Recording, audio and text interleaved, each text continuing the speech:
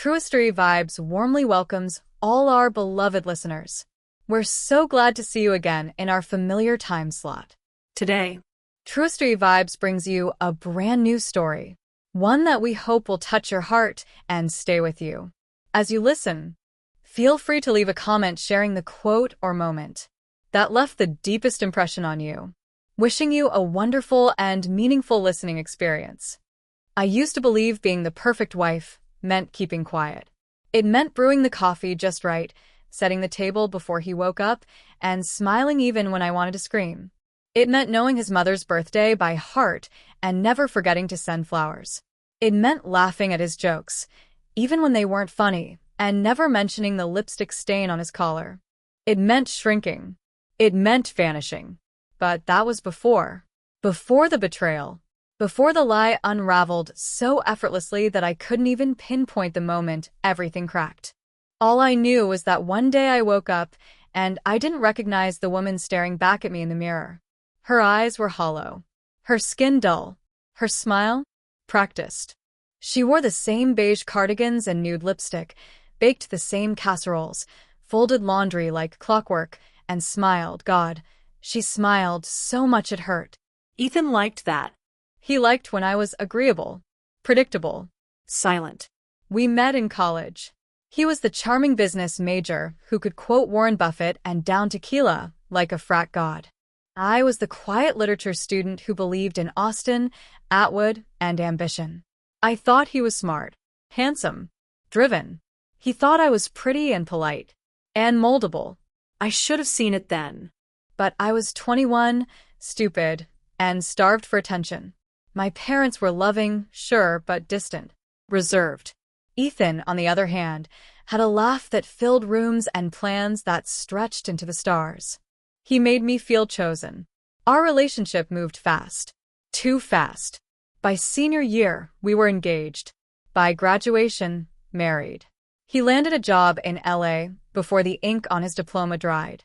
I followed him west, trailing behind his dreams like a loyal shadow. The first year wasn't bad. He brought me flowers on Fridays, called me his anchor, took me out for overpriced sushi, and whispered things like, "I don't deserve you," when I least expected it. He told me I didn't need to work, that his income was enough for both of us. That way, you can just relax, he said. Take care of the home. Start planning for the future. By future, he meant children. But every time I brought up getting a part-time job or applying for grad school, he'd smile and kiss my forehead. "You don't need all that," he'd say. "You have everything you need right here." At first, it felt like love. Later, it felt like a cage.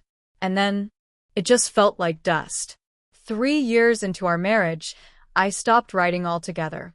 The girl who once spent nights lost in poetry now spent them Googling dinner recipes and soaking stained sheets. His mother didn't help. Still no baby yet. She'd ask at every holiday dinner, stabbing her fork into her plate like I had personally insulted her fertility expectations. "Maybe we're not ready," I'd say. "Well, dear," she'd smile sweetly, "you're not getting any younger." Ethan never defended me, just laughed and changed the subject. We tried, of course. Or rather, I tried. Appointments, schedules, ovulation tracking. But Ethan? He never took the process seriously. Said he was too busy. That these things happen when they happen. One day, I went to the doctor alone. The results came back. I was perfectly healthy. I came home that night, heart pounding with a strange mix of relief and resentment. But Ethan didn't come home for dinner, or dessert, or bed. When he finally staggered in after midnight, reeking of scotch and entitlement, I didn't say a word. I didn't have to, because the next morning, as I gathered the laundry, I found it. The red stain. A small, unmistakable kiss of betrayal on the collar of his white shirt. I stared at it for a long time, not in shock, but in clarity, because deep down I'd known. I just hadn't wanted to know. That was the moment something in me broke. Not loudly, not with screaming, just a soft, internal snap. The kind you feel in your chest. Quiet. Final. I didn't confront him. Not yet. I needed a plan. I needed a way out. Because if there was one thing I knew, it was this. The perfect wife didn't shout. She didn't cry. She plotted. And she left when no one saw it coming. That night, I couldn't sleep. I lay in bed, staring at the ceiling fan rotating in slow, hypnotic circles. Beside me, Ethan snored softly, oblivious. My mind kept circling around that crimson print on his collar, so small, yet so loud. In the morning, I played my role, made his coffee, kissed his cheek, waved goodbye from the front porch like the good little housewife he believed I was. The second he pulled out of the driveway, I locked the door behind him, dropped the act, and started digging. Emails, messages, calendar appointments. It didn't take long. There it was, Vanessa brunch, followed by a heart emoji. Hidden in plain sight, buried under finance meetings and board calls. There were dozens more like it. Hotel bookings. Uber Eats. Dinner reservations in neighborhoods he claimed to hate. He wasn't even trying to hide it. And that infuriated me more than anything. I wasn't just betrayed. I was underestimated. For the next 2 weeks, I went through the motions. I cooked. I cleaned. I even let him sleep with me, though I never once looked him in the eye. I needed time to think, to gather, to remember who I had been before he hollowed me out. And slowly, I began to remember. I remembered the Olivia who wanted to get her MFA, who loved rainy bookstores and burnt coffee and scribbling poetry on receipts. I remembered what it felt like to be full of fire and wonder. And I mourned her, too, because the girl I used to be had been killed, quietly, gently, by the man snoring beside me every night. But something new was growing in her place. Not the perfect wife, not even the broken one, but something sharper, quieter, Smarter. I started journaling again. Not poetry, just thoughts, observations, evidence. I wrote down everything. The late nights, the receipts, his mood shifts, the passive-aggressive remarks from his mother. I needed to build a narrative, a record, proof of what I'd endured. In California, divorce favored the clean and prepared. I wasn't going to walk away empty-handed. One afternoon, while Ethan was at a conference, I met with a lawyer. Her name was Rena Castillo. She was brilliant, sharp-witted, cold-eyed. The kind of woman who wore black blazers and blood-red lipstick and didn't waste time with pleasantries. I liked her immediately. I don't want drama, I told her. You came to the wrong place. Sweetheart, she said. But we'll keep it clean. You've got leverage, especially if you have proof. I slid a folder across her desk. She flipped through it, paused at the screenshots, nodded. You've done your homework. I'm tired of being stupid. You were never stupid, she said, looking up. You were accommodating. That's different. It was the first kind thing someone had said to me in weeks. We spent the next hour outlining the plan. Finance. Timing. Communication strategy. How to avoid escalation. How to prepare for Ethan's manipulation tactics.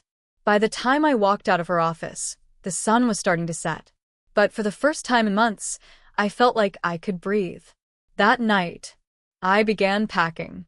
Just the essentials, things he wouldn't notice. My grandmother's locket, my college journals, old photos of my parents. I left behind the wedding album, the dresses he bought me, the necklace he gave me on our second anniversary that I later discovered he'd purchased in duplicate for her. I found a small apartment on the other side of the city, month-to-month lease. Quiet, unfurnished. It was perfect. On my last night in the house, I cooked Ethan's favorite meal, steak with garlic butter, truffle mashed potatoes, and that overpriced bottle of Cabernet he'd been saving for a special occasion. He came home, smelled the food, and smiled like a man who thought he'd won. Wow, he said, loosening his tie. What's all this for? I handed him a plate. Just felt like being a good wife. He didn't notice the double meaning. We ate in silence. He scrolled through his phone, chuckling at memes he didn't show me. I stared at him, memorizing the lines on his face, the curve of his jaw, the way his hand curled around the wine glass like it belonged to him by divine right. Later, he kissed my forehead and said, You're amazing, you know that? And I smiled, because tomorrow I'd be gone. When he left for work the next morning, I was already dressed. My bags were packed. My boxes stacked neatly by the door. I left my ring on the kitchen counter. And then I walked out of the house we built together, closed the door, locked it behind me, and never looked back. The morning after I left Ethan, I woke up not to the sound of an alarm, but to the light pressing gently through the dusty blinds of my new apartment. It was a strange kind of quiet. Not the suffocating silence I'd known in my old house, but a calm, expectant one, like the air before a storm or the pause between two deep breaths. I poured myself a cup of coffee and sat cross-legged on the cold tile floor, my laptop open on a stack of books that doubled as a makeshift table. My inbox was already full. Notifications from real estate listings, job alerts, messages from Chloe asking if I was okay, if I needed anything, if she should bring wine. But there was one name I didn't see. Ethan. No calls. No texts. Not even a lazy email. And I wasn't sure whether that relieved or infuriated me more. By noon, I'd cleaned the kitchen, scrubbed the grout in the bathroom, rearranged the same 2 chairs 4 different ways, and stared at my phone until the screen dimmed. I needed air. There was a small bookstore 4 blocks away. Chloe had mentioned it once, saying it was full of sad novels and great muffins. That sounded like exactly what I needed. I pulled on jeans and a hoodie, slid on sunglasses to hide the bags under my eyes, and walked with no real destination, letting the cool breeze sting my face. I wasn't ready to be seen yet, but the world had a funny way of moving on even when your life just imploded. The bookstore was perfect, quiet, narrow, filled with dust motes and hardwood and the scent of old paperbacks. I drifted through the aisles, letting my fingers brush over the worn spines. Some part of me expected to feel something again. Inspiration, passion, a spark. But all I felt was tired, until I saw it. A lipstick, Crimson red. sitting in the crease of a poetry anthology. Not mine, not the store's, and not just any lipstick. It was the exact shade I'd found smeared on Ethan's collar. Vanessa's shade. I froze. Was this a coincidence? Or was the universe messing with me? I picked it up, heart thudding, and looked around. No one seemed to notice. I slipped it into my pocket, not out of guilt, but instinct. Evidence. Memory. Rage. And then I laughed. Not loudly. Not bitterly. Just the quiet kind that escapes when your emotions have no other exit. Because lipstick doesn't just lie. It lingers. Back home, I laid the lipstick on my windowsill like it was a relic from another life. I didn't open it, didn't swatch it. I just stared at it, trying to figure out why it held such weight. It wasn't about Vanessa, not really. It was what she represented. The woman who didn't shrink, who wore red in a room full of neutrals, who laughed loudly, who took what she wanted. I hated her, and maybe I envied her, too. For days, I went through the motions. Wake up. Apply to jobs. Heat leftover soup. Avoid Chloe's well-meaning check-ins. I couldn't bring myself to go into detail, not yet. She'd warned me about Ethan years ago. She wouldn't gloat, but the truth would hang there between us. Then on Thursday, Ethan texted. Ethan, we should talk. This is ridiculous. No epalegi. No questions. Just control. I stared at the message for a full 10 minutes before typing a reply. Me, not ready to talk. Not ridiculous. Final. I hit send. A minute later, he replied. Ethan, you're being emotional. I didn't cheat. I almost dropped the phone. It wasn't even the lie that stung. It was the audacity. I didn't reply. 2 hours later, he called. I declined it. He called again. And again. And then silence. By midnight, I was sitting on my balcony with a glass of wine, the red lipstick still on the sill beside me, when my phone buzzed again. A number I didn't recognize. I almost didn't answer. But something in me, curiosity, defiance, fate, clicked the screen. Hello. A woman's voice. Soft. Nervous. Is this Olivia? I went cold. Yes. Who is this? A pause. It's Vanessa. Silence. The world narrowed into a single breath. She began, then faltered. I don't know why I'm calling. I almost laughed. Then maybe don't. No, wait. Please. I think you deserve the truth. The truth. From her. Now? I didn't know whether to scream or thank her, but I listened. Because women always listen, even when they shouldn't. I didn't know he was married when we met, Vanessa said. Her voice cracked around the edges, like glass under pressure. He told me he was separated, that you were emotionally unstable, controlling, that he was only staying for appearances. I bit my tongue so hard it bled. Classic Ethan. If that's true, I said slowly, then why are you still talking to me? Because I found out the truth. A week ago. You left him. And I left him too. Silence. He told me I was the only one, that he wanted to start a new life with me. Then I found emails. To you. To other women. Other women. Plural. Of course. I'm not calling to apologize, she said. I'm not asking for forgiveness. I needed to say it out loud to someone who would understand. I stared at the skyline, the city lights flickering like tiny betrayals. You're not the first, I said. You won't be the last. I'm sorry.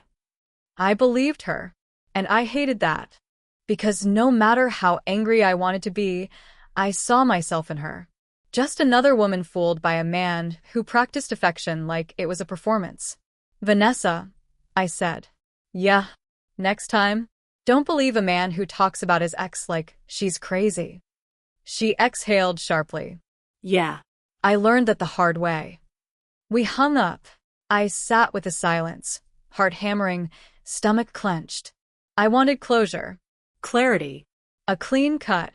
But all I had was a collection of wounds with no instruction manual. That weekend, I went out with Chloe for the first time in weeks. We had tacos and margaritas, and I wore a dress that made me feel dangerous, red like war paint. You look like a woman who's about to set fire to her past, Chloe said, raising her glass. I smiled. I'm thinking about it. She leaned in. So, what's next? That question haunted me. What was next? I didn't want to be defined by Ethan's lies, or Vanessa's voice, or the woman I used to be. I wanted something more, but I didn't know what that looked like yet. So I started small. I wrote again. Not just journals, but stories. Fiction. Poems with teeth. I submitted one to a local zine. They published it. My name. In print. It wasn't a novel. It wasn't the bestseller. But it was a beginning. One day, a man named Marcus emailed me about the story. Said it moved him. Said it reminded him of something he lost. He asked if we could talk writing sometime. I didn't reply, but I smiled. I didn't respond to Marcus's email that night or the next. But something about his message lingered. It wasn't romantic, it wasn't even flirtatious. Just kind. Sincere. Curious. And after months of deception and betrayal, sincerity felt foreign. 2 weeks passed. Then he emailed again. Marcus, just checking in. No pressure. Just wanted to say your story stayed with me. Hope you're still writing. This time, I replied. Me, I am. And thank you. That means more than you know. We exchanged messages for weeks. Just writing. Ideas. Paragraphs. Book recommendations. It was simple. Safe. He lived 2 cities away, worked in publishing, used too many commas. He wasn't trying to rescue me. He wasn't trying to fix me. He was just there. And that was enough. Meanwhile, Ethan had gone quiet. Too quiet. No more texts. No more calls. No legal notices. Just absence. I should have felt relieved. But silence from a man like Ethan wasn't peace. It was strategy. Then one day, Chloe sent me a screenshot from Facebook. Ethan McAllister is now in a relationship with a woman named Tessa.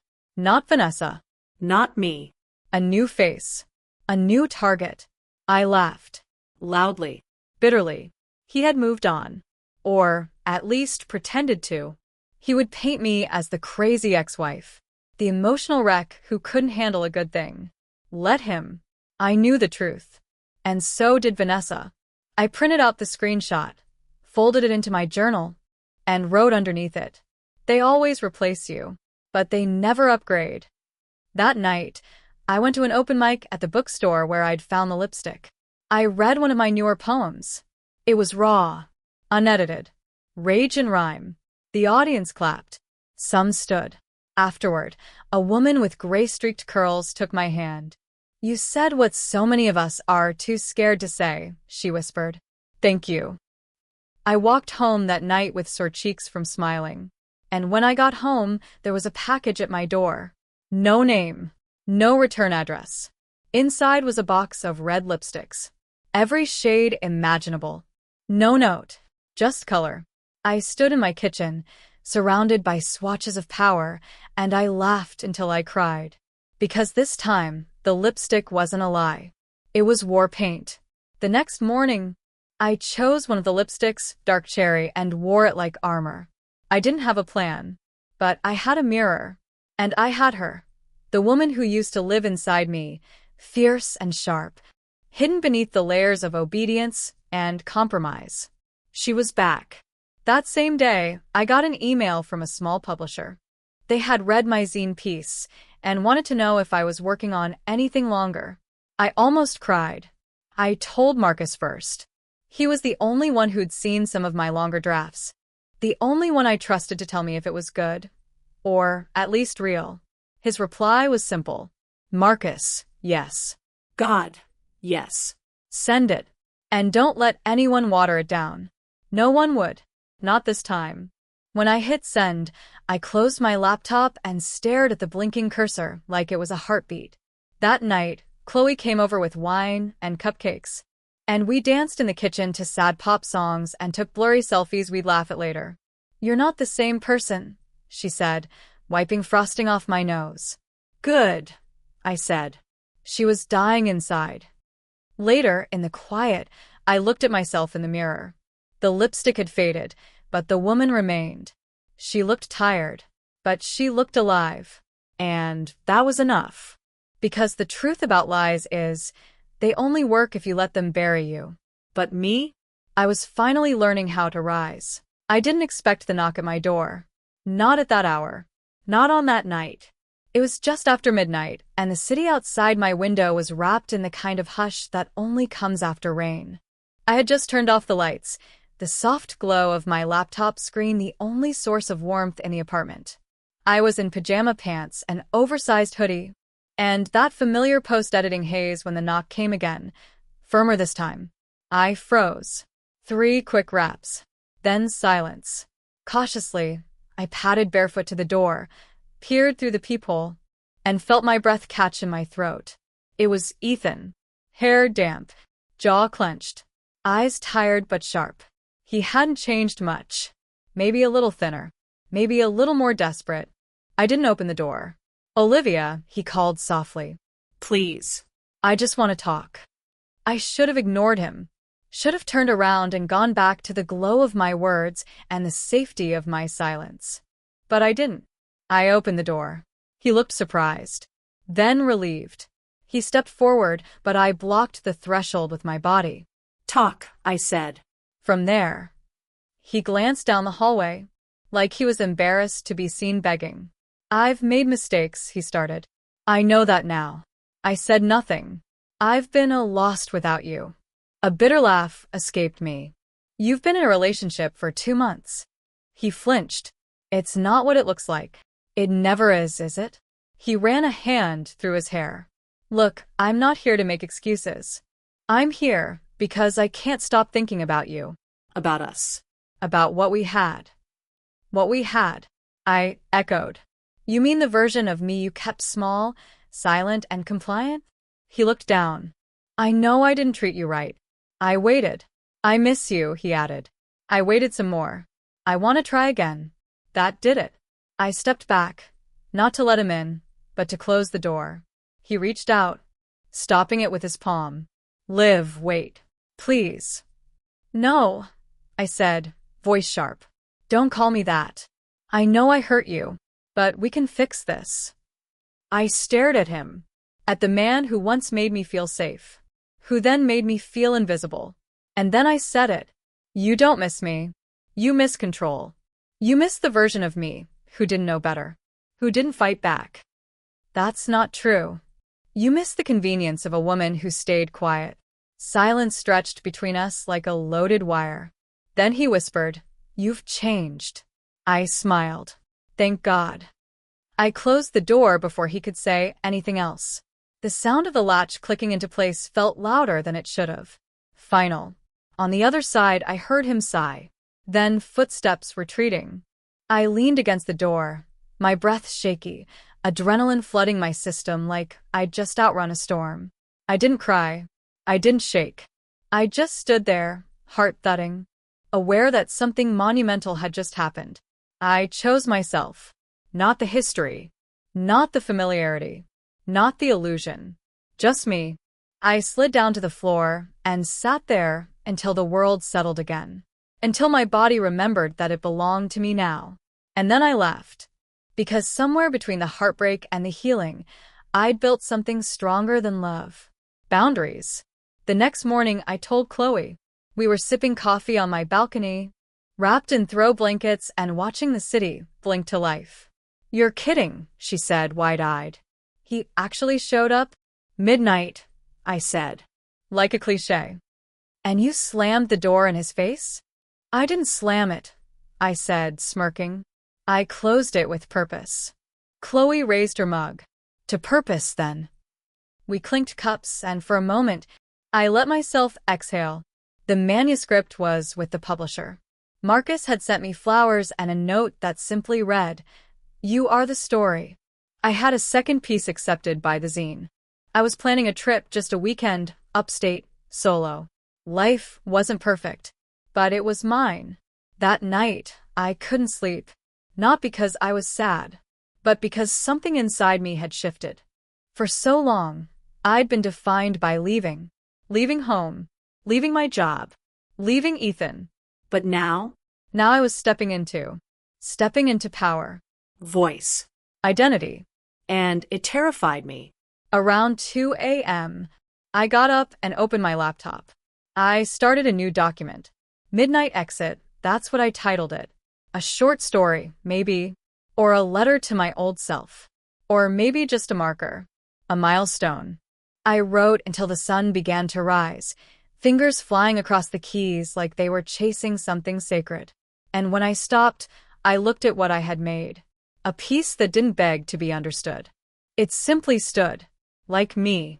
2 days later, Marcus called. Not emailed. Not texted.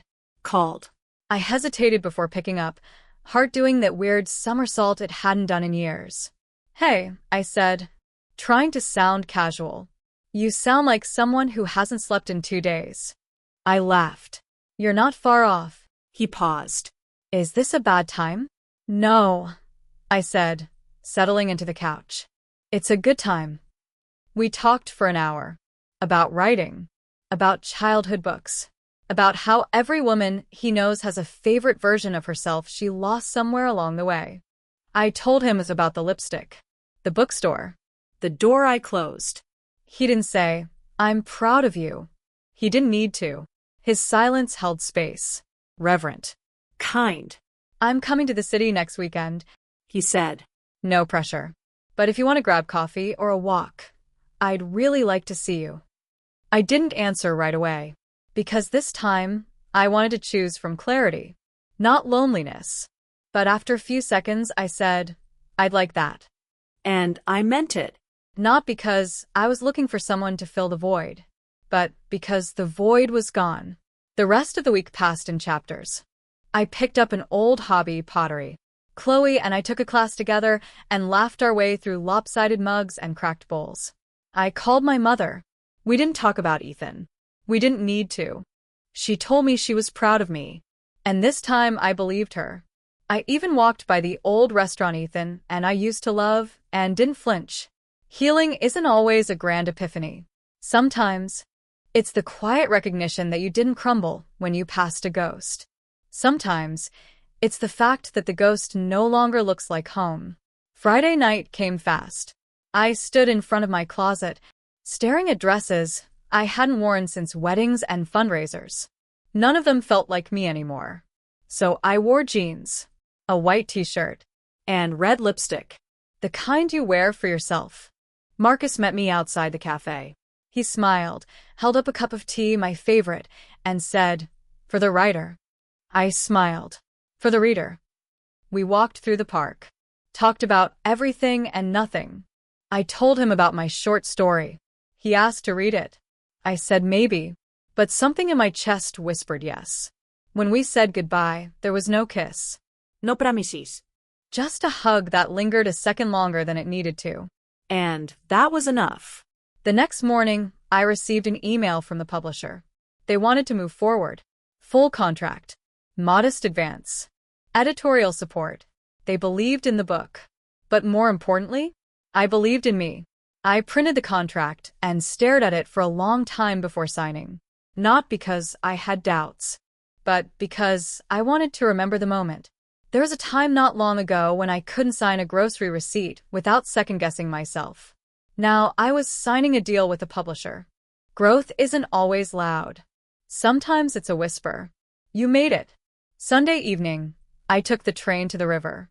Not for any specific reason. I just wanted to be near water, somewhere that reminded me the world was always moving, always flowing. I sat on a bench as the sun set, the sky turning that impossible gradient of orange to lavender. A young couple walked by, laughing. A little girl fed ducks with her grandfather. A street musician played a haunting tune on a violin. It was quiet, beautiful, Ordinary. and I felt whole. For the first time in what felt like forever, I didn't miss anyone. I didn't ache for what could have been. I didn't wonder if I was enough. I simply was. Back home, I wrote in my journal. I wrote to the woman I used to be. I thanked her for surviving. I wrote to the woman I had become. I promised to never abandon her again. And I wrote to the woman I was still becoming. I told her I was excited to meet her. Then I took a deep breath, pulled out a fresh page, and wrote the words. Midnight Exit, a novel by Olivia Hart. Because maybe it wasn't just a chapter. Maybe it was the beginning of something extraordinary. And this time, I wouldn't be walking out the door. I'd be walking through it. The next week was a blur of outlines and edits. The novel took shape faster than I expected. It wasn't just the story of a woman leaving. It was the story of a woman choosing. Choosing herself. Her truth. Her name. I wrote every morning before the city woke up. With coffee. With red lipstick. With a playlist titled Rising. Marcus and I spoke more often. Still no labels. Still no pressure. Just two people orbiting the same constellation of healing. He asked if I'd share the opening chapter. I sent it. He wrote back within an hour. Marcus, I forgot I was reading. I thought I was there. I smiled so hard my cheeks hurt. One evening, I walked the streets with no destination, notebook in hand. I ended up back at the bookstore, the one with the muffins and poetry and ghosts. It looked smaller now. Not in a bad way. Just human. I went inside. Bought a poetry collection. This time, no lipstick hidden inside. But when I opened it, a single quote stood out on the page. There is no exit, only entrances disguised as endings. I closed the book and whispered to no one. Exactly. That night, I lit a candle, played the violin song I'd heard at the river, sat at my desk, and I wrote the final line of the first chapter of Midnight Exit. Not the end. But something better. She didn't walk away. She walked into the fire and discovered she was flame. I saved the file, closed the laptop, and for the first time in my life, I didn't second-guess the words. They were mine. All of them. And I was ready to let the world read them. The morning after I signed the contract, I woke up to sunlight streaking across my hardwood floors like golden threads pulling me forward. It was a Tuesday. Ordinary on the surface. But underneath, it shimmered with a new kind of possibility. I made coffee in my favorite chipped mug, the one with the quote, "Well-behaved women seldom make history," faded from years of washes. I wrapped myself in a robe and sat by the window with my notebook. I didn't write about Ethan. Not anymore. I wrote about a woman walking through fire and realizing she wasn't burning. She was becoming light. At 9:03 a.m., my phone buzzed. Marcus, I've been thinking about chapter 2. I can't get it out of my head. I smiled into my coffee and typed back. Me, that's a good sign. That afternoon, I walked into the publishing office. It was a sleek, glass-walled space downtown that smelled like espresso and ambition. Samantha, the editor who championed my manuscript, greeted me with a bright red lipstick and a fierceness that instantly made me trust her. Olivia Hart, she said, extending her hand. The woman with the midnight pen. I laughed. That's a new one. Well, your voice cut through 1,000 submissions. You've got clarity. Purpose. Bite. I liked her already. We sat down with tea and talked edits, rollout plans, and covers. Think Little Fires Everywhere meets Wild, she said. We want to keep it raw. We want your fire. For the first time in my life, I didn't shrink when someone praised me. I leaned in. We discussed release dates and pre-launch buzz. She mentioned a book tour. I've never done anything like that, I said cautiously. You've never done a lot of things, she said. But look at you now. The words settled into me like roots. That weekend, Marcus and I met again. This time for brunch. He brought pastries. I made eggs. We ate on the balcony while the breeze played with the hem of my shirt and birds danced across power lines. You seem lighter, he said. I feel it, I admitted. Like someone turned the dimmer up. I laughed. Or maybe I just stopped hiding in the dark. After we ate, he helped me move boxes. Old things I was ready to let go of. The last to go was a photo of Ethan and me from our engagement shoot. I stared at it for a long moment, then placed it in the shred pile. Marcus didn't say a word. He didn't need to. On Monday, Samantha emailed a list of interview requests. Online magazines. 2 podcasts. A local talk show. Just seeing my name in their subject lines made my chest tighten. Me? Talking about my story? My pain? I hesitated. Then remembered the promise I made in my journal. I wouldn't abandon the woman I was becoming. So I replied with a yes, happy to do all of them. Fake confidence first. Real confidence follows. The first podcast interview was via Zoom. Chloe helped me pick an outfit, smart but relaxed, and gave me a pep talk that felt like something out of a sports movie. You're not the same woman who left her life behind, she said. You're the one who built a new one. The host was warm, enthusiastic. Welcome, Olivia Hart, author of the upcoming debut, Midnight Exit. Hearing it out loud did something to me, like it made it real. We talked about the writing process, about heartbreak and recovery, and how sometimes the bravest thing isn't walking away, but walking through. You write with such rawness, the host said. Was that intentional? I think I just stopped lying to myself, I said. And when you do that, the truth spills out. When it ended, I felt high. Not from performance, but from honesty. The days that followed were busy in the best ways. Press inquiries. Editorial notes. Coffee runs where strangers started recognizing me from my Instagram posts. I even got a message from a woman in Chicago who read my short story online and said, "You put words to the ache I thought no one else understood." I cried reading it.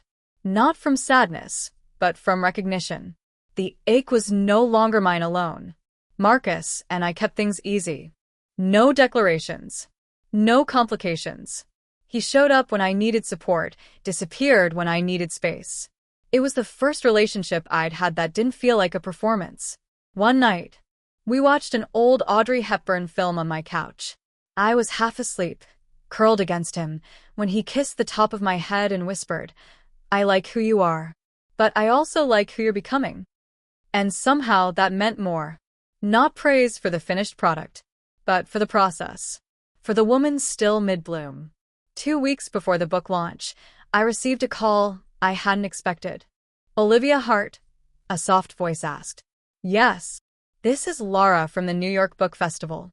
We'd like to invite you to speak on the Emerging Female Voices panel next month. We've read in advance of your novel, and we think it's going to matter. I almost dropped the phone.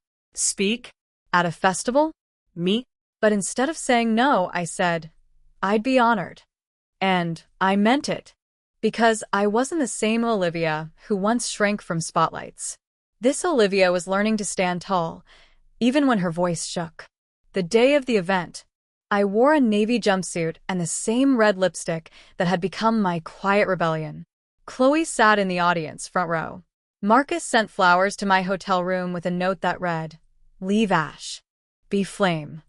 The panel went by in a blur. Bright lights, big questions, nervous laughter. But at some point, I found my rhythm. I talked about identity. About loss. About how silence can feel safe until it starts to smother. Afterward, a young woman approached me, eyes wide with something that felt like recognition. "Thank you," she said, voice shaking. "I'm getting out tonight. I just needed a sign. You were it." I hugged her, not because I had answers, but because I knew the weight of questions. Back in the city, I began prepping for launch day. Samantha's team was in full swing. Social posts, interviews, bookstore coordination. My apartment looked like a marketing war room. Postcards, mock-ups, proof copies stacked on every surface. But in the chaos, I felt peace. For once, the noise wasn't drowning me. It was lifting me. Launch day came with unexpected calm. I woke early, made tea. Lit à candle. No dramatic music. No big declarations. Just the quiet confidence of someone who had bled into pages and was finally letting them go. At the bookstore, there were more people than I expected. Rows of chairs. A podium. A banner with my name and the book's title in gold script. Chloe squeezed my hand. Marcus gave me a look that said, "You've got this." When I stepped up to speak, I took a moment. Not to rehearse, but to remember. And then I read the first page aloud. My voice didn't shake. It soared. After the reading, people lined up for book signings. I smiled until my cheeks ached. Listened to their stories. Wrote little messages inside each cover. To rising again. For your fire. May you never shrink. Some came with tears. Others with hope. One woman handed me a folded napkin with lipstick on it and whispered, "You reminded me who I was." I tucked it in my notebook. Because we all need reminders. That night, when everything had been packed up and the bookstore emptied, Marcus and I walked home under a light drizzle. We didn't speak much. Didn't need to. When we reached my door, he turned to me and said, "You're not who I met." "No," I said. "I'm not. And I like this version even more." I leaned into him. Not to be held up, but to be held. There's a difference. We didn't kiss. We just stood there. In the soft hush of the streetlight, in the quiet magic of becoming. The following week, my book hit the bestsellers list. Not number 1. Not even top 10. But it was there. Visible. Named. Alive. Chloe screamed when I told her. Samantha sent champagne. My mother cried over the phone and told me she was going to ask the library to order extra copies, just in case the neighbors wanted one. And me? I went to the river. Same bench. Same musician, different tune. I watched the water. I thought of the woman who sat there months ago, unsure of who she was, afraid of who she wasn't. I wrote her a letter. I said, "We made it. Reinvention isn't loud. It doesn't happen in a single breath or moment. It's in the small things. Waking up without dread. Saying no without guilt." The months that followed felt like a gentle unfolding. I was invited to speak at more panels, some virtual, some in person. Universities wanted me to guest lecture in creative writing programs. One even offered a semester-long residency. I didn't say yes right away. I wanted to do it for the right reasons, not because it looked good, not because I was trying to prove something, but because I had something to give. When I finally accepted a workshop in Boston, it was because I thought about the girl I used to be, the one too scared to share even a paragraph aloud. She deserved to be rewritten too. Marcus came with me. He worked on the road, always adaptable, always encouraging. We stayed in a little Airbnb with creaky floors and windows that let in too much light. I loved it.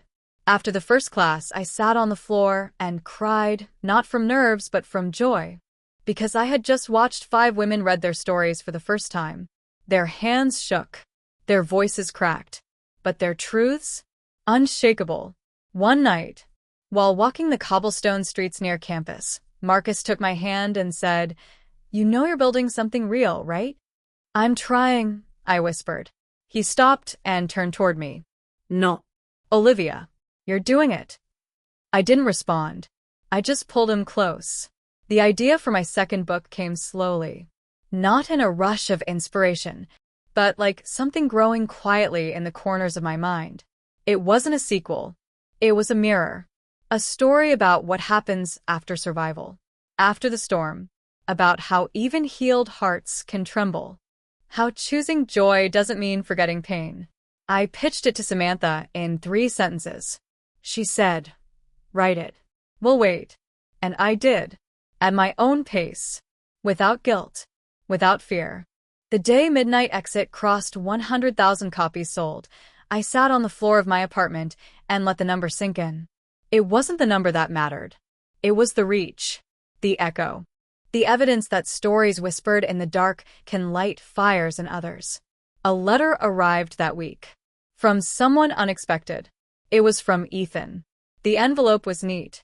His handwriting as familiar as ever. I opened it with steady hands. He apologized. For everything. Not just the betrayal, but for making me smaller. He said he had seen my interview on TV. Said he had read the book. And then, "You didn't write about me. You wrote about yourself." And that was always the part one refused to see. I didn't cry. I didn't write back. Some things deserve to end quietly. With grace. With distance. At the end of fall, Marcus took me to a cabin in the Catskills. A weekend retreat. No internet. No interviews. Just firewood, blankets, and a sky full of stars. On the second night, I stood barefoot on the porch, wrapped in a wool shawl, staring up at Orion. Marcus came behind me, arms around my waist, and said, "You've become the woman I always knew was underneath."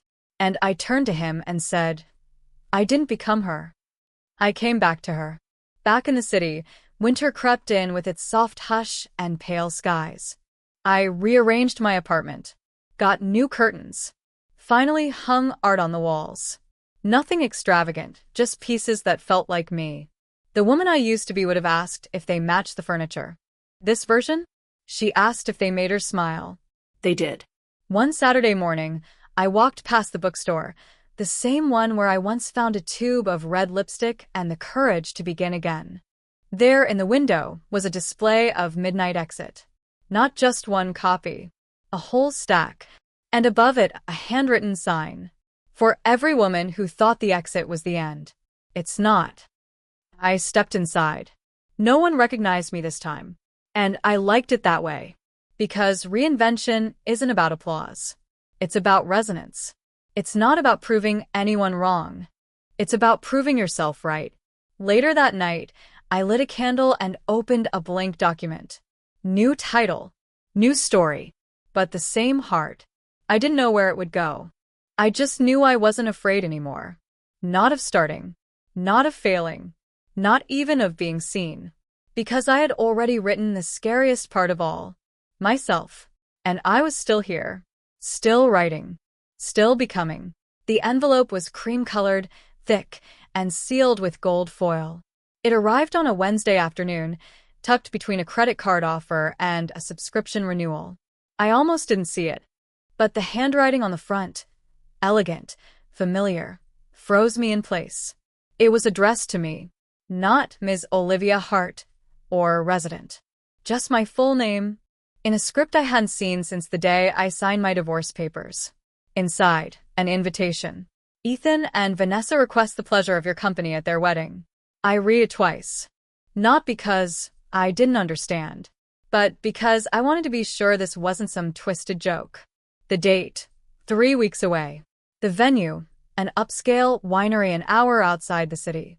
The tone, formal, detached, almost clinical. There was no note. No explanation. Just my name on a guest list I never asked to be part of. I placed it on the kitchen table and stared at it like it might rearrange itself into something less absurd. Chloe found me still staring at it an hour later. "What's that?" she asked, setting down takeout and popping open a soda. I handed it to her, without a word. She read it, blinked twice, then laughed, loud and shocked. "You have got to be kidding me. I wish I were." She tossed the card down. "So, what's the plan? You're burning it, right?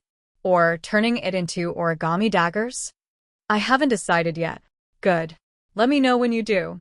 I'll bring the matches."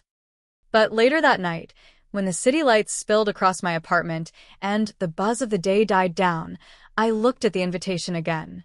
And I thought, maybe I would go. Not out of pettiness. Not to make a statement. But because I wanted to know what it would feel like to walk into the room, not as the woman left behind, but as the woman who walked away. I didn't RSVP right away. Instead, I folded the invitation back into its envelope, slid it into a drawer, and went about my week. But it lingered. In the way my hands hesitated over outfits in the morning. In the silence between sentences, when Chloe and I talked about anything else. It was a splinter lodged in the quiet. The next Saturday, while Marcus and I sipped coffee on my fire escape, I told him. He didn't flinch.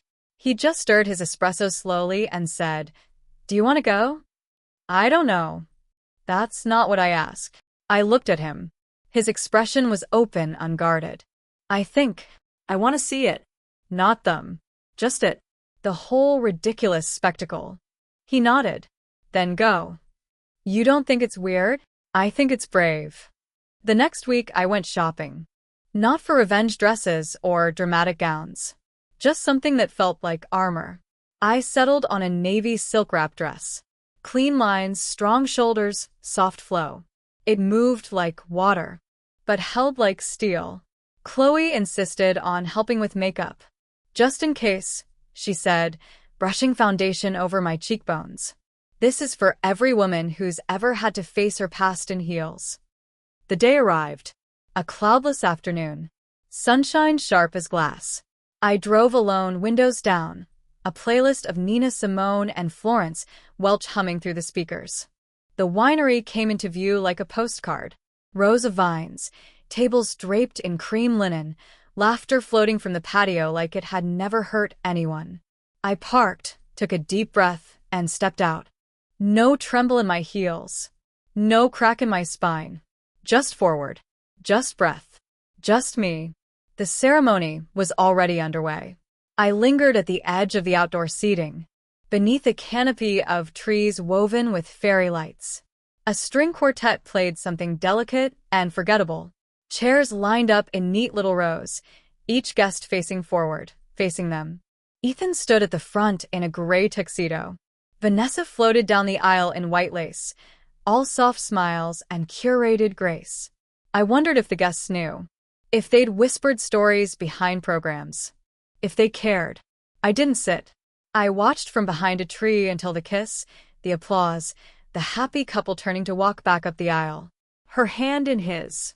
I let them pass before stepping into the reception. Inside the Vineyards event hall, champagne flowed, waiters glided, and everything smelled like expensive flowers and polished surfaces. I recognized no one. And that was a gift. A clean slate. I stood near the back, sipping my drink, when I saw her. Vanessa. She wore the same smile, now practiced, now tired. Her eyes swept the room, landed on me, and widened. She didn't move. Neither did I. And then Ethan appeared beside her. He looked older, more polished. But when his eyes landed on me, they flickered, like he had just seen a ghost who remembered everything. I tilted my head, raised my glass. A toast not to them. To me. To closure. To walking into fire and not being burned. Vanessa looked away first. Then Ethan. Then I turned. I wandered outside to the terrace. There, under a string of Edison bulbs and soft music, guests laughed in clusters.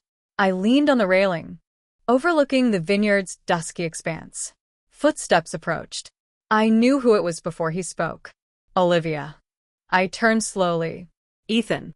He stood with his hands in his pockets, like a teenager caught cheating on a test. I wasn't sure you'd come, he said. You invited me. I didn't think you'd say yes. You don't get to be surprised. A pause. The wind tugged gently at the hem of my dress. I read your book, he said. I said nothing. He shifted. I expected it to be about me. That's your problem, I replied. It never was. I know that now. He looked down, then back at me. You were always more than I gave you credit for. That's also your problem. Another pause. This one longer. I just wanted to say I'm sorry. For everything. I nodded. Apology accepted. His eyebrows rose. Don't mistake that for a welcome back, I added. It's just peace. That's all. He nodded quietly and walked away. And just like that, A door closed. not slammed, just shut. Softly. Finally, I stood there a moment longer, letting the quiet settle over me. Then I turned to leave. But someone was waiting. Marcus. In a dark jacket, holding 2 glasses of wine. You didn't think I'd let you do this alone, did you? I stared at him, stunned. Then I smiled. No longer because I had to, but because I wanted to. We found a quiet table near the back garden. Away from the speeches, away from the clinking forks and curated toasts. The sun had set, and the sky was a deep navy, scattered with stars like old promises you no longer regret. You okay? Marcus asked, his voice low. I think so. I watched him talk to you. I figured. And I told him the truth. That the story was never his. Marcus nodded. He looked like someone expecting a parade. I laughed softly. He got a funeral instead. We sat in silence for a while, sipping wine, listening to the faint buzz of celebration we no longer needed to be part of. Then he leaned in. You didn't come here for them. No. You came here for her. I looked at him. For the woman you used to be, he said. To show her you made it. I swallowed. Hard. He was right. I hadn't driven all this way to confront Ethan or glare at Vanessa. I came to whisper to my past self. You didn't stay broken. You climbed out. You wrote your way out. You loved your way out. And now, you don't owe anyone anything. Except maybe a thank you to yourself. We left before dessert. No goodbyes. No lingering. I took one last look at the glowing hall behind me and thought, let it be beautiful for them. I have my own. And I do. My own story. My own ending. My own beginning. All mine. I didn't expect anything to feel different after the wedding. No confati moment. No cinematic epiphany. But the next morning, I woke up with a kind of silence in my bones I hadn't felt in years. Not the silence of loneliness, but the silence of absence. Absence of weight. Absence of ache. Absence of him. Ethan was no longer a presence in my life, not even a ghost. And that, more than anything, was the gift. I padded barefoot into the kitchen.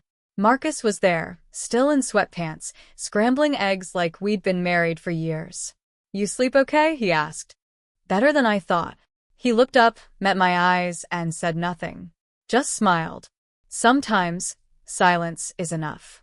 Sometimes, it's everything. I submitted the final manuscript of After the Fire the following week. My editor sent back a single word. Powerful. The cover design team followed up with concepts. All fire and ash. But I asked for something quieter. A pair of bare feet walking across scorched earth. Or a hand reaching toward sky. I didn't want drama. I wanted truth. The kind of truth that comes after you've burned your life down and realized you survived. On a Tuesday morning, Vanessa's letter arrived. It was handwritten. No return address. Just a plain white envelope. Inside. Olivia, I didn't expect you to come. I don't know if I would have had the courage if I were in your shoes. Your book wrecked me. And I needed to be wrecked. I'm sorry. For my part in what happened. I see now what I was part of. And it doesn't sit right anymore. I hope, truly, that you find peace. Vanessa. I didn't cry. I didn't smile. I just folded the letter neatly and placed it next to Ethan's apology card, both now archived in the drawer where I keep proof that I was never crazy. Never too much. Never the problem. Only underestimated. Only underestimated. Chloe came over that night with 3 bottles of wine and a box of gourmet cookies. I brought sugar and sin, she said, toeing off her boots.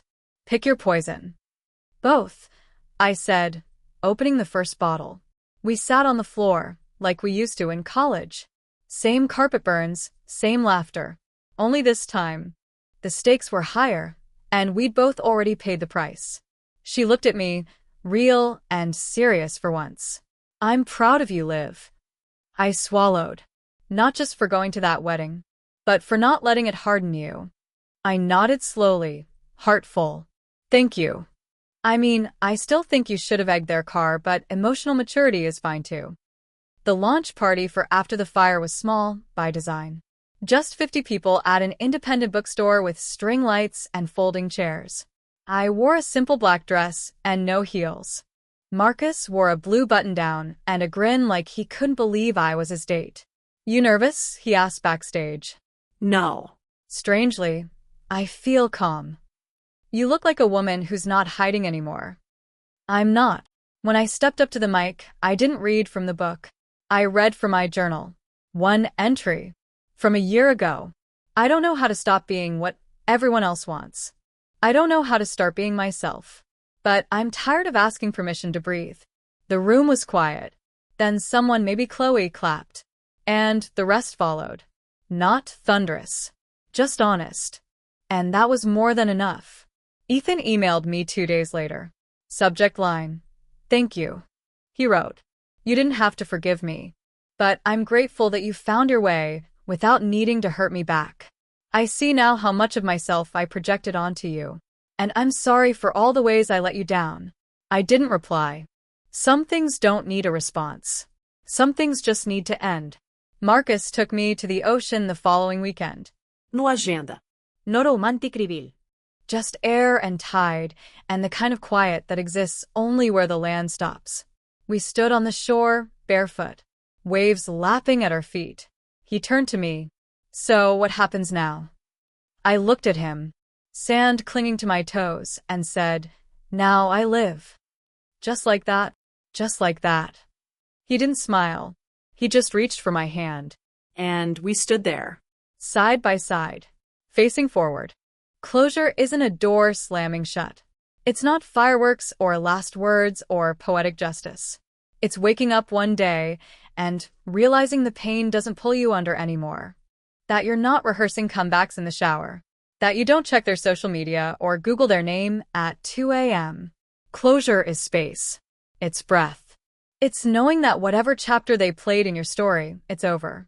And the rest is yours. On the 1-year anniversary of my divorce, I made myself a cake. Just for me.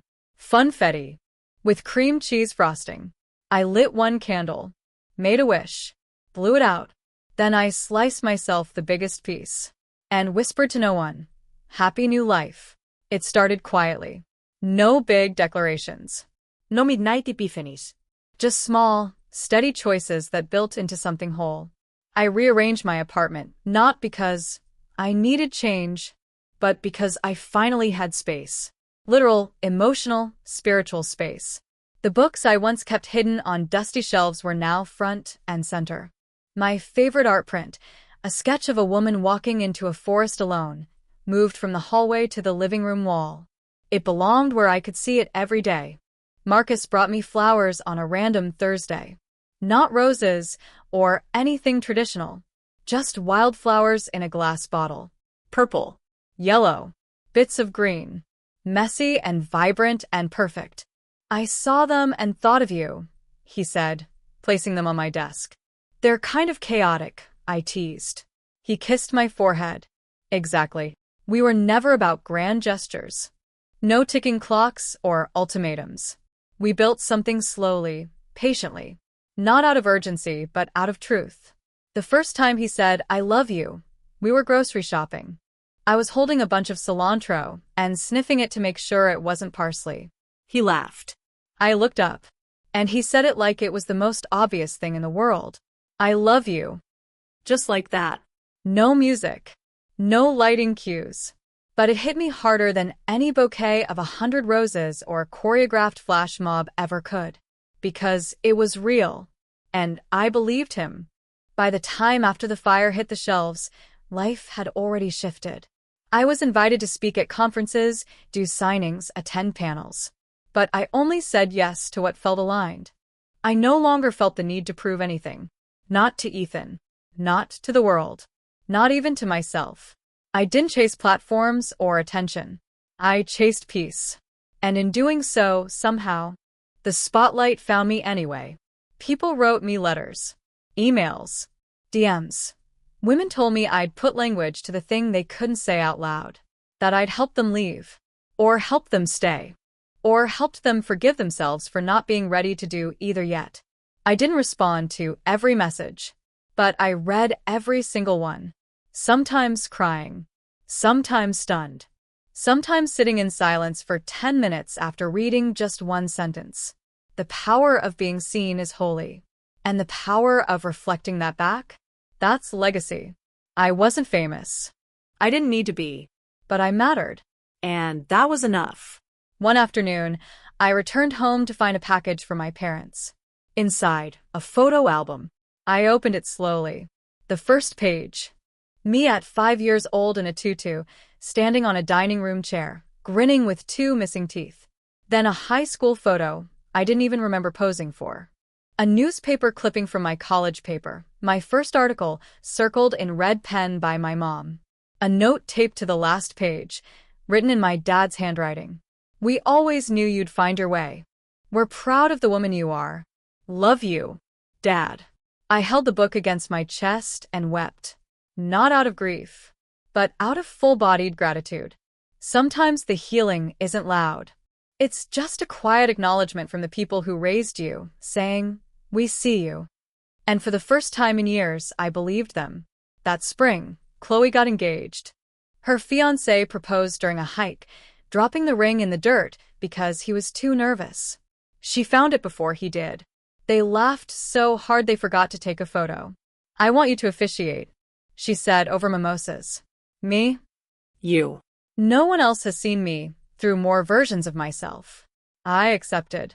When I stood before her and her now husband on their wedding day, I didn't talk about forever. I talked about choosing, about waking up every day and choosing each other, even when it's inconvenient, even when it's quiet, even when it's hard. Love isn't a promise of perfection. It's a decision to keep trying. They kissed. Everyone clapped. And afterward, someone told me I should consider becoming a therapist. I laughed until I nearly spilled my wine. I started writing a new book. This one didn't begin in pain. It began in presence. Not in spite of what I'd lived, but because of it. A novel. Fiction. Set in a small town with a woman trying to start over, not because she had to, but because she finally wanted to. I wrote at cafes, in parks, at Marcus's kitchen table. Sometimes I wrote late at night when the city was quiet, and the only thing louder than my thoughts was the hum of the refrigerator. The words flowed like they hadn't in years. No agenda. No fear. Just story. Just joy. My therapist once told me that healing doesn't always look like a sunrise. Sometimes it looks like routine. Like making your bed. Like drinking water. Like saying no and not explaining yourself. Like smiling in the mirror and meaning it. And they were right. My life was still ordinary. Still full of laundry and bills and mismatched socks. But my heart? It was mine again. That was the magic. That was the miracle. We took a trip in the summer. Just Marcus and me. No itinerary. No alarms. We drove up the coast in his beat-up Jeep with a top down and music from the 80s blaring louder than necessary. We stopped when we wanted, ate where we wanted, danced barefoot on motel balconies under buzzing neon signs. One morning, we woke up to the sound of gulls and foghorns, and he turned to me, eyes still heavy with sleep, and said, "Let's not go back just yet." So we didn't. We stayed another day, ate pancakes by the ocean, Didn't check emails. Didn't rush. It wasn't an escape. It was a rival. One afternoon, we wandered into a used bookstore in a beach town no one ever writes about. The owner was ancient and wore suspenders. The kind of man who's probably forgotten more stories than most people ever live. He handed me a book and said, "This one feels like it's been waiting for you." It was a poetry collection. No cover. Just a hand-stitched spine and dog-eared pages. I opened it. The first poem was titled Resurrection. I didn't believe in signs, but I believed in resonance. So I bought it and read it aloud to Marcus that night, under salt-stained sheets with the window open and the sea in our lungs. Autumn came gently. My second book took shape. Chloe's wedding photos came back, and I cried again. This time for joy. Ethan and Vanessa moved abroad. I only knew because someone tagged him in a photo, and I scrolled past without stopping. That's how you know you're free. When their name no longer feels like a bruise. When their new life no longer interrupts your own. Marcus moved in not with a suitcase, but with a toothbrush and a promise to keep the fridge stocked with oat milk. We kept our lives separate and overlapping like a Venn diagram with just enough magic in the middle. We didn't rush the merge. We let it flow. Some mornings, he brought me coffee in bed and said nothing, just placed it on the nightstand and kissed my forehead. Some nights, I wrote late into the dark, and he left a blanket on my shoulders. We didn't perform for each other. We just showed up. Over and over again. That's what love looked like now. One evening, after dinner with friends, I stood on the balcony of our apartment, wine glass in hand, watching the city breathe. It pulsed below me, cars, laughter, clinking plates, someone playing trumpet 3 floors down. Marcus came up behind me, wrapped his arms around my waist, and rested his chin on my shoulder. "You're quiet," he said. "Just listening." To what? Everything I used to miss while I was too busy hurting. He didn't speak. Just held me tighter. I had no idea what the future held. No blueprint. No master plan. But for once, that didn't scare me. Because I trusted myself now. My choices. My strength. My softness. I didn't need to be rescued. And I didn't need to prove I'd survived. I just needed to live. And that's exactly what I was doing. On the day after the fire was nominated for a National Book Award, I was in sweatpants eating takeout dumplings. My phone buzzed, my inbox exploded, and Chloe left me 35 voicemails. Marcus popped champagne. I cried into noodles. And later that night, I called my parents. "Look at you," my mom said, through static and emotion. "Look at how far you've come." "I know," I whispered. "I know." They flew out for the ceremony, sitting front row with tissues and pride. I didn't win. But that night, standing on a stage with a microphone and a heart that no longer trembled, I realized I'd already won something far greater. Myself. The day I finished my second novel, it rained for the first time in weeks. I submitted it at 3:47 p.m. Then I shut my laptop, put on boots, and walked into the storm. No umbrella, no coat, just me and the rain, and the sky cracking open. I stretched my arms out and spun in the middle of the sidewalk, soaked and laughing, while people ducked for cover under awnings and scowled from car windows. But I didn't care, because the rain felt like a baptism, and I wasn't ashamed of who I was anymore. I had nothing left to prove, nothing left to hide.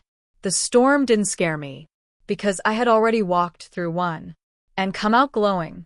6 months later, on a Tuesday that felt like spring even though it wasn't, Marcus took my hand at dinner and said, "I have a question." I looked up, eyebrow raised. "No pressure," he said quickly, nervously, adorably. "But would you want to build a life with me? Like, officially?" I didn't cry. I didn't scream. I didn't ask if he was sure. I just nodded, smiled, and said, "Yes." Because it wasn't about saving me. It was about choosing me. It was about walking beside me, not ahead, not behind. And I knew, in my bones, that this time it was right. We didn't plan a big wedding. No ballrooms. No guest lists we couldn't pronounce. No seating charts designed to keep family from feuding. Just us and a field of wildflowers and our closest people. I wore a soft blue dress and no shoes. Chloe read a poem. My dad cried. Marcus's mom danced like no one was watching, and everyone was. And when it was time for vows, I didn't read from paper. I spoke from memory, from truth, from healing. I don't promise to be perfect, I said. I promise to be real. To grow. To listen. To laugh when it's easy, and to hold your hand when it's not. To make space. To make home. To make love stretch across years without breaking. Marcus's hands trembled when he answered. And when we kissed, the wind picked up, like the earth itself had been holding its breath and could finally exhale. Later that night, we lay tangled on a blanket under stars, the fire pit crackling a few feet away. He turned to me, voice barely above a whisper. Are you happy? I looked at him, at the sky, at everything and nothing, and I said, I am now. Because this wasn't the end of the story. This was the beginning. Not of perfection, but of peace. Not of fairy tales, but of truth. Not of rescue, but of return. To self. To strength. To softness. To love. A love that didn't ask me to shrink. A life that didn't require apology.